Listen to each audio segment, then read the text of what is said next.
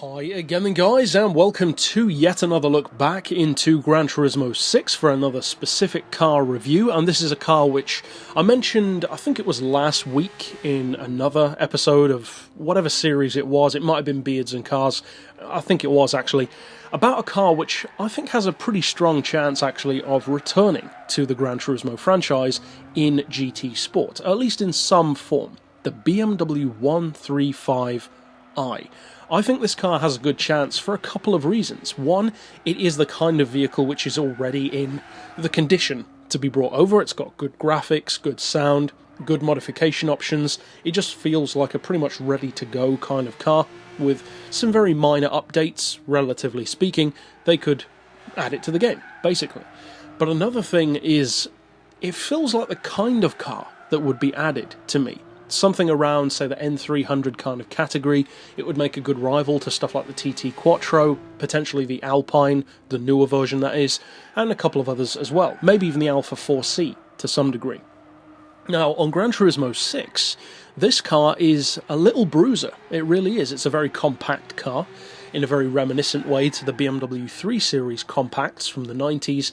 But when you tune this thing up, that's when it gets real juicy and real tasty, because that 3-litre engine can be turbocharged up to 641 horsepower and just under, a fraction under, 500 pound-feet of torque. Now, when you add all of that together in a car that only has a PP level of 577, which is fairly good and fairly reasonable actually in comparison to the supercar-esque numbers, and have it weigh less than a GT3 car, it weighs only 1,248 kilos fully tuned, you've potentially got yourself something of a track weapon on your hands. Now, the horsepower per tonne is 514, making it easily one of the best of this series.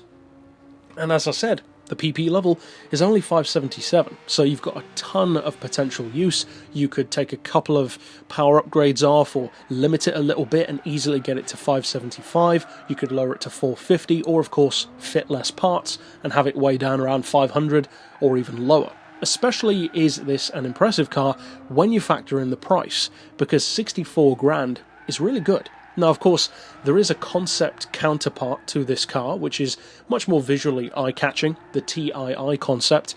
Personally, I don't like that one quite as much. It has a nice homage to the 2002 Turbo, which is a really nice little classic, but at the same time, I like the more understated production vibe that this car has. Now, in terms of how it performs, well, actually, it's fantastic. And BMW, of course, especially with their M cars, which this is, it's not a full-on 1M, of course, it was before that, but it's not bad, that's for sure, around 300 horsepower, as I said.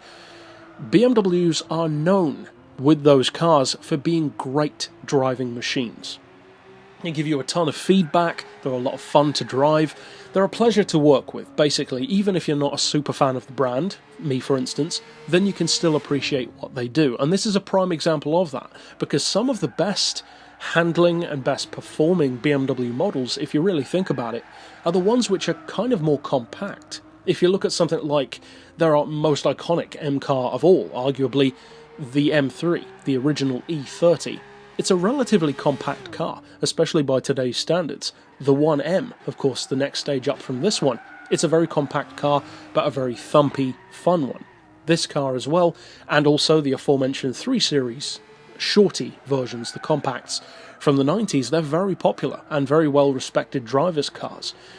So, although BMW can, and are often known for, making big cars like the 5 Series, 7 Series, the X5, X6, and they are good, of course, but when they turn their eyes and hands and pencils to more compact vehicles, lighter ones with a little bit less power but a whole lot of attitude, that's when you can really see the magic, I think, come into play even more, because bigger, more powerful cars pretty much automatically are expected to be good, whereas with a smaller, less conspicuous car like this one, you can often be more surprising, and you can be more pleasantly surprised with something like this. And that's definitely the case, I think. If you haven't driven this BMW, I think you'll really like it. You don't have to be a fan of it. I'm not a big fan of the 1 Series, generally. The 1M is a nice car, but even then, I wouldn't actually buy one if I had the cash.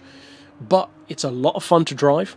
The compact nature of the vehicle works to a huge advantage for it. It's so nimble through corners, perfect for city circuits, tight technical circuits like the Nordschleife or Ascari, but thanks to the fact that it has supercar levels of power when fully tuned, you can quite easily get this thing up to some seriously high speeds, and potentially against other smaller coupes and sports cars, really use it well. This car is a definite weapon. It's got some visual tuning options as well, which is a nice addition. So if you do choose to use it, which I think probably most people have by now, of course, if you've been playing Gran Turismo 6 since day one, it's pretty much definite that you've probably driven the car at some point. But if you haven't by some chance, give it a go. Even if you're not a BMW fan, you might just find yourself liking this one, or at least the way it performs. But that's it for this pick overall. Of course, I'll see you guys next time, and for now, as always, thanks for watching.